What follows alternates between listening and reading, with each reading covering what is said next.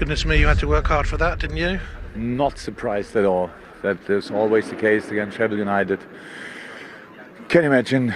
That's really hard for Chris now to take it, because all the games they played so far were really tight. Mostly they lost it, or against Fulham was a point. So that's really hard to take. But tonight, I thought we had a brilliant start in the game. It was really good. Got then a penalty, which is not even a foul, and concede 1-0. No hard luck stories. You have to go again. It's an unforgiving league. It's a ruthless league. We've had opportunities today.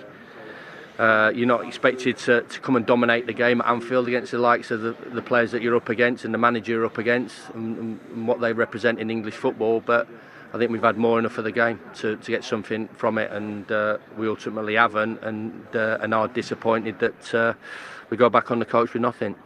They never give up. I respect that a lot. I like they play. Chris is doing an incredible job, and they go and go and go, and so we had to defend with all we have, and that's what we did, and so we deserved the 3 points, and all good.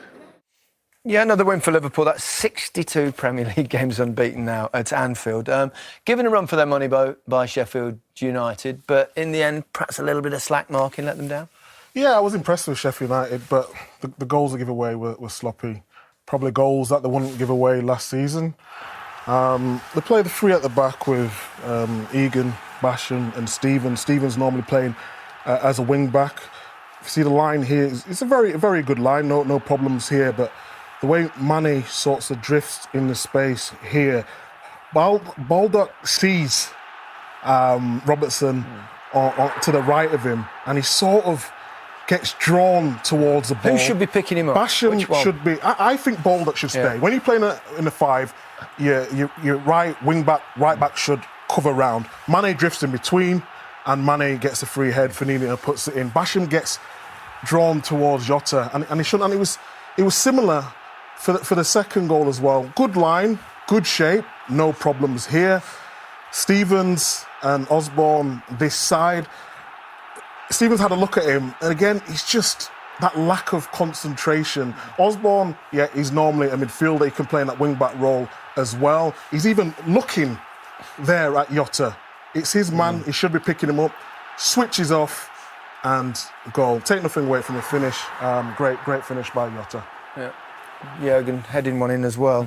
Very different start to this season for Sheffield United than last season. A test. Yeah. It's a test now. It's a big test. I think they're built for it though.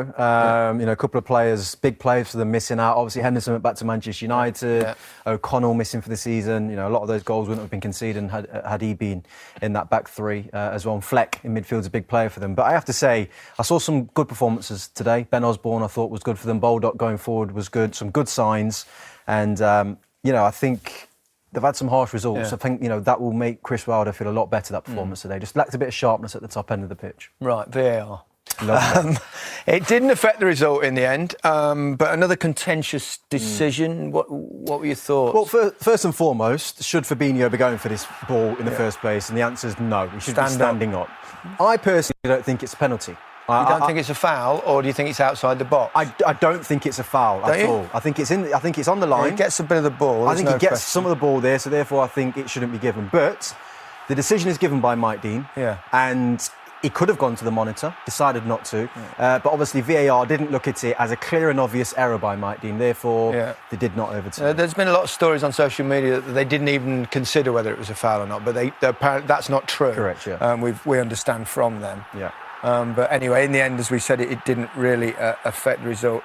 A good win for Liverpool. It's interesting because obviously Van Dijk's out now. We've got Fabinho playing in there and he gives the penalty away there. Does that show perhaps a little bit of not playing there on a regular basis? I know he played full-back for Monaco for some time, so he's used to defending as well as being a holding midfielder. No, it's just a foul. I think he's played in that position before. He did a good job today. Yeah, you're going to make mistakes, but I think he can do a good job there. He's not going to replace Van Dijk, because nobody can do that, but I think he'd be a good replacement for the team until he gets back. Yeah, it's good to have those versatile players.